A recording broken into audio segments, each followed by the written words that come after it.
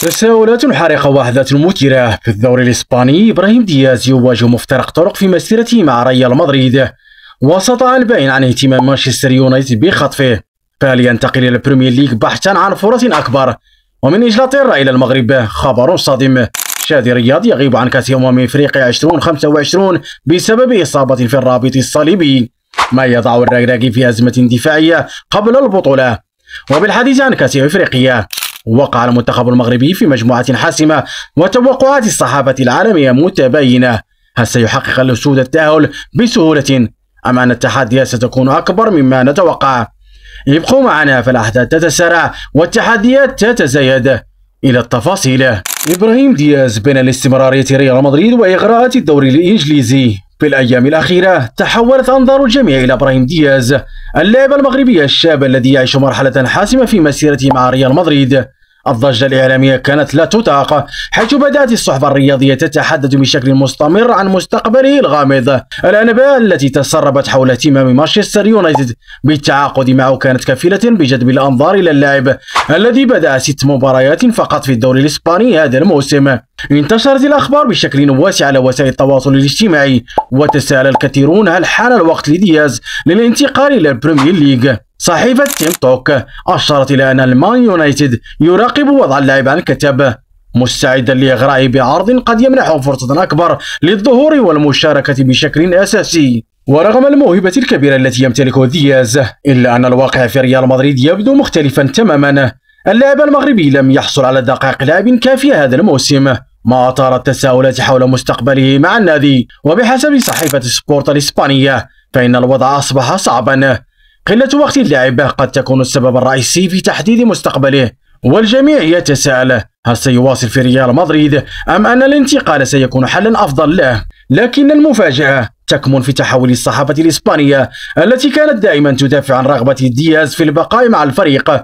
بعد تزايد الأحاديث حول انتقاله المحتمل، بدأت بعض المصادر الإسبانية تلمح إلى أن اللاعب يقيم خياراته بشكل جدي، مما يفتح المجال لرحيله. من جانب آخر تدخل الصحافة الفرنسية على الخط، حيث أكد العديد من الصحفيين أن دياز يملك موهبة لا خلاف عليها، لكن الفرص في ريال مدريد محدودة. لا شك أن هذا التأكيد زاد من التكهنات حول مستقبله، وأصبح السؤال الأكثر طرحا: هل يرحل دياز بحثا عن فرص أكبر في أندية أخرى؟ مع تزايد هذه التساؤلات الكبيرة، يبدو أن إبراهيم دياز يقف عند مفترق طرق في مسيرته، وبين أن يستمر في ريال مدريد أو يغامر في البريمير ليج. المستقبل يبدو غامضا، والمفاجآت ما زالت تنتظر. ضربة موجعة للركراكي: شادي رياض يغيب حتى نهاية الموسم. في خبر صادم للجماهير المغربية، أعلن عن إصابة شادي رياض بتمزق في الرابط الصليبي، ما يعني غيابه حتى نهاية الموسم. الصورة القاتمة لهذه الإصابة تمتد لتشمل غيابه عن كأس إفريقيا، لتصبح ضربة قوية للمنتخب المغربي ومدربه وليد الركراكي. الإصابة شكلت صدمة كبيرة للصحافة الإنجليزية، التي وصفت في تقاريرها أن غياب رياض سيكون بمثابة أزمة دفاعية لفريق كريستال بالاس. صحيفة ديل ميل أشارت إلى أن الفريق سيواجه تحديات كبيرة في غياب اللاعب الشاب، فيما أكدت دات أتلتيك أن إصابته ستكون طويلة الأمد. لكن التأثير الأكبر سيكون على المنتخب المغربي، الذي كان يعول على شادي رياض ليكون جزءا أساسيا في خط الدفاع إلى جانب نايف أكرد. في وقت يعاني فيه الدفاع المغربي من بعض المشاكل، تأتي هذه الإصابة لتزيد من تعقيد الأمور بالنسبة للركراكي.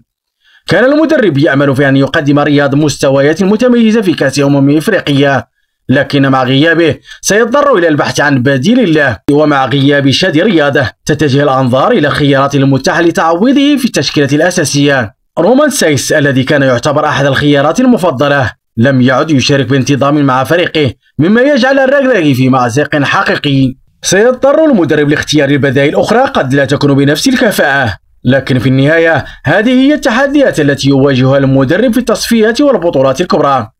المنتخب المغربي سيجد نفسه مضطرا إلى التعامل مع هذا الغياب المؤثر، حيث ستتضاعف التحديات مع ترقب الجماهير لردود الفعل اللاعبين البدلاء. كلنا شاهدنا القرعة الأخيرة لكأس إفريقيا 2025، حيث وقع المنتخب المغربي إلى جانب مالي وزامبيا وجزر القمر في المجموعة الأولى. البداية كانت مثيرة للجدل، فبينما يرى البعض أن هذه المجموعة في متناول الأسود، يرى آخرون أن التحديات التي تنتظر المنتخب قد تكون أكثر من المتوقع. أصبح المنتخب المغربي محط أنظار العالم بعد الإعلان عن القرعة، والصحافة الدولية تتابع كل التفاصيل عن الفريق ومدربه وليد الركراكي.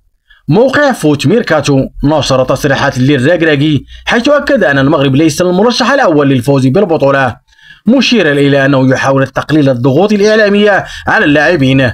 في ذات الوقت تضع الصحافة العالمية المنتخب المغربي تحت المجهر، خاصة وأن البطولة ستقام في المغرب، مما يزيد من الضغوط والتوقعات. الركراكي أيضا أشار إلى أن المغرب لم يفز بكأس إفريقيا منذ سنة 1976، وهو الوقت الأنسب لتحقيق اللقب. القرعة وضعت المنتخب المغربي في المجموعة الأقوى من حيث التصنيف العالمي، حيث تصدرت المجموعة ألف بقوة. المنتخبات التي تضمها تتمتع بتاريخ قوي في التصفيات: المنتخب المالي المصنف 51 عالميا، والمنتخب زامبيا المصنف 87 عالميا، والمنتخب جزر القمر المصنف 103 عالميا. لكن رغم التصنيف فإن المجموعة ألف جاءت في المرتبة الأولى من حيث المجموع النقاط في التصفيات، وهو ما يعكس التنافس العالي بين المنتخبات. لكن مع ذلك يبقى السؤال: هل يمكن للمنتخب المغربي تجاوز هذه المجموعة بسهولة؟ التوقعات لا تزال تتنوع بين التفاؤل والحذر. هناك من يرى أن الأسود قادرون على تجاوز هذه المجموعة بحكم قوة الفريق، في حين يرى آخرون أن الاستهانة بالخصوم قد تؤدي إلى مفاجآت غير متوقعة. ما هو واضح هو أن الركراكي والمنتخب المغربي في مرحلة حساسة، والجماهير عليهم دعم الفريق بكل قوة في هذه البطولة.